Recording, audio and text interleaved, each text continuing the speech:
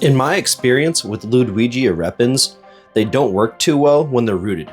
So I 3D printed a grid here to allow us to hold these in place and allow them to suck up the nutrients from the water column.